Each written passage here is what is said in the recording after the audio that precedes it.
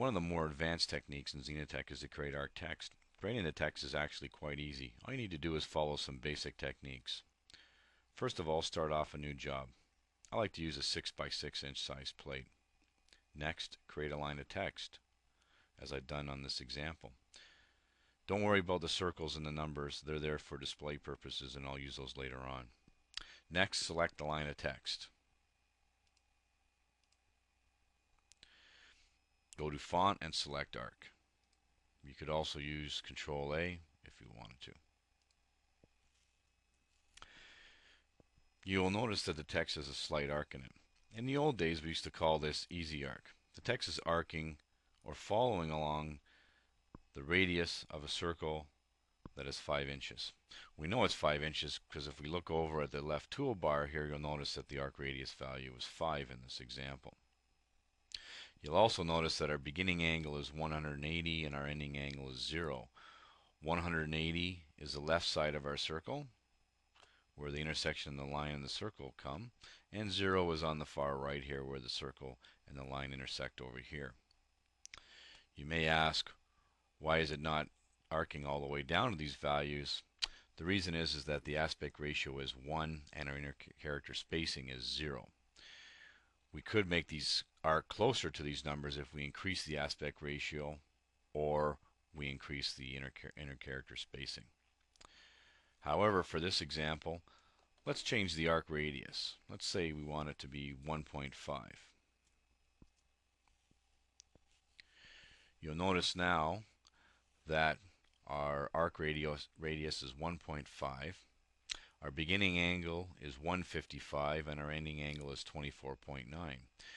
Thus, we are getting closer to the 180 and the 0 because we made the arc radius smaller.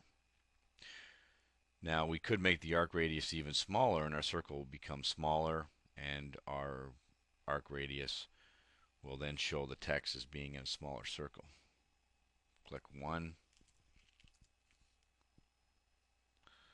And you'll notice now that we're at 180 and our ending angle is 0.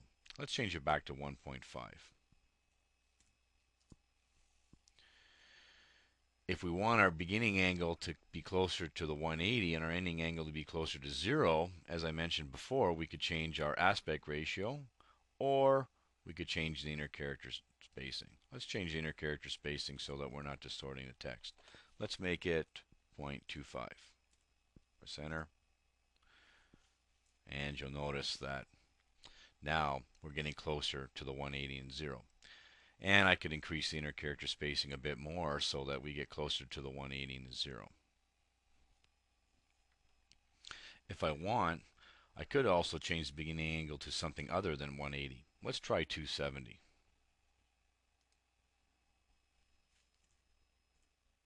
Press enter. And you'll notice that my arc starts closer down to the 270 value. Again, if I'm going from basically 270 to 0, so if I want it to stretch in a 3/4 circle, then I would increase the aspect ratio or put more text in or increase the inner character spacing. Again, let's change that back to 180. Press enter, and my example's back to the way it was before I put the 270 in. I could also put a minus number in here. Let's try minus 180 and see what happens. You'll notice that my arc now goes down in a bottom arc.